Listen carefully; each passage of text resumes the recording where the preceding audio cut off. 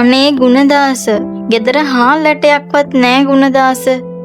මොනවද අපි දවල්ට කන්නේ? මට තේරෙනවා කුසුමා. මං හන්දියේ කඩේට ගිහින් ණයට හාල් ටිකක් ඉල්ලගෙන එන්නම්. කුසුමා පොල් සම්බෝල ටිකක් කඹරලා තියන්ටකෝ.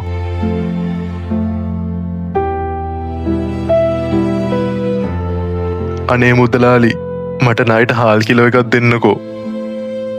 මොනාද ගුණදාස මේ වැඩ? ණය පොතේ එන්නෙන්නම පිරෙනවා. ඉක්මනට ණය ගෙවලා දැම්මොත් හොඳයි. අනිවාර්යෙන් මේ සතිය ඇතුළත ගෙවනා මුදලාලි. ණයට නේද හාල් ගෙනාවේ? කඩේ මුදලාලි අපට දොස් කියනවා ඇති ගුණදාස. මගේ බඩේ ඉන්න දරුවා ඉපදුනාම අපි තවත් අන්තාසරණ වේවි ගුණදාස. ඔය දරුවා බඩට ආපු දවස් ඉඳලා අපිට හරියට කෑමක්වත් නෑ කුසුමා. මිනිස්සු කුලී වැඩවත් දෙන්නේ නෑ මට. ලැබෙන්න ඉන්න දරුවෝ නම් මහ පව්කාරයෙක්. අපි මේ දරුවා ඉපදුනහම කොහෙට හරි ගිහින් දාලෙමු.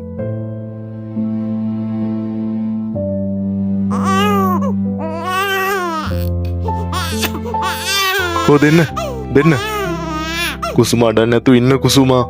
අපිට හොඳ කාලයක් උදා වේ ඉස්සරහට. මේ වගේ කාල කණි ළමෙක් ඕන්නේ අපිට. මෙතන නම් හොඳයි වගේ. මට වත්කමක් නැති නිසායි පුතේ මෙහෙම දාලා යන්න පුතාව. මට සමාවයන් පුතේ. මොකක්ද ඒ සද්දේ? මිනිස් පැටියෙක් නේද අඬනවා එන්නේ? අත නම් මගේ වාසනාව මාව හොයාගෙනම ඇවිල්ලා වගේ. මේක මේ අලුත උපන් මිනිස් පැටියෙක්නේ. මූ මගේ බඩේ කොනකටවත් මදි. මේ පැටියගේ අම්මා හොයනවත් ඇති. මිනිස්සු යන්නේන පාරේ මේ මිනිස් පැටියව තියලා ඉක්මනට කැලේට යන්න ඕන. දෙයනේ කිරිසප්පයෙක් නේද මේ දාලා ගිහින් තියෙන්නේ මහා පාරේ. කැලේ සතෙක්ටවත් අහුණානම් ඉවරයිනේ. මොන දෙයයන්ට කියන්ටද? මොන අම්මද මේ වගේ වැඩ කරන්නේ? ඔය දරුවා ඔච්චර බෙරියන්දිදී කෑ ගහන්නේ බඩගිනි වෙලාවෙන්ට ඇති මා හිතේ. මේ ළමයා කාගේද කියලා මම දන්නෙත් නෑ නොවේ. පාරේ දාලා ගොහින් අඬා එන්නකොට මම මේ ගෙනියන්නේ. කිරිසප්පයට මොනවත් තේරෙනවද ඉතින්?